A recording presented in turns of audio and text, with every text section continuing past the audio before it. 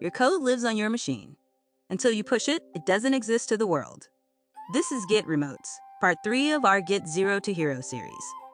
Let's connect to the world. A remote is just a bookmark to another repository. When you run git remote add origin followed by a URL, you're creating a shortcut called origin. But here's the thing, origin is just a convention.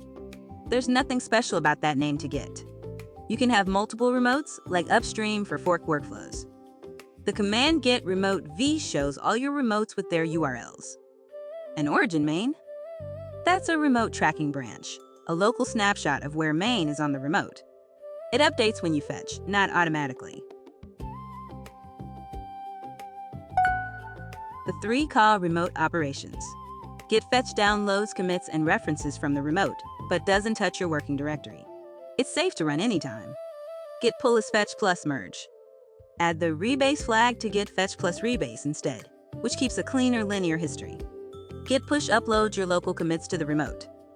Use git push origin main to set up tracking the first time. But watch out. If someone pushed before you, your push gets rejected as a non-fast forward. You can use force, but force with least is much safer. It refuses to push if someone else has pushed since your last fetch.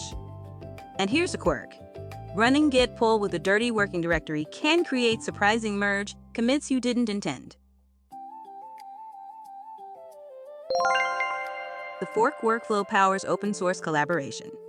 First, fork the upstream repository on GitHub. Then clone your fork locally.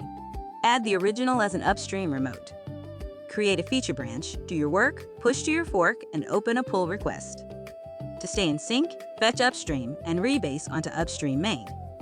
When merging a PR, you have 3 strategies.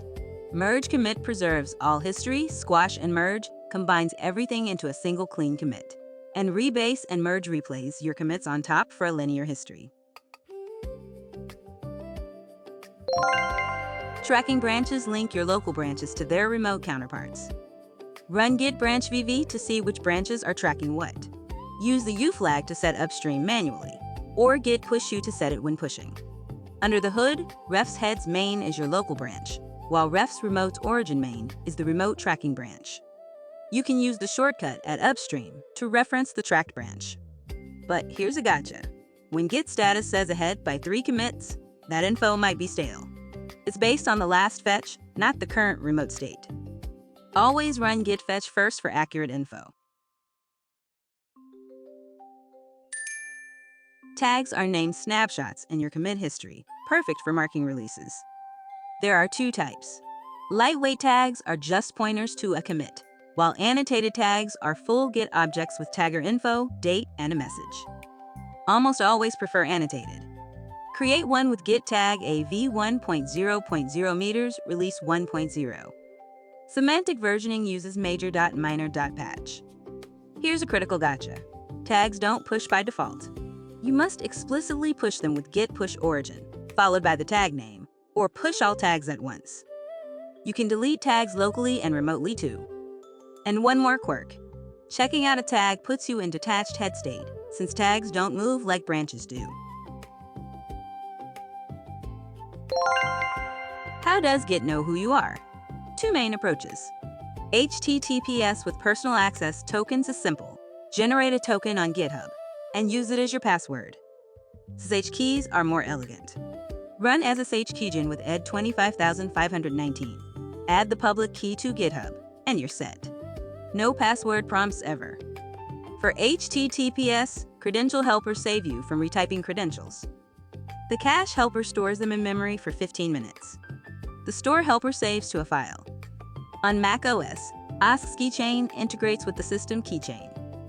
For SSH, use SSH agent to avoid typing your passphrase every time. Let's recap Git Remotes. Remotes are just bookmarks to other repositories. Fetch downloads, pull merges, push uploads. The fork workflow powers open source collaboration. Tracking branches link your local branches to remotes.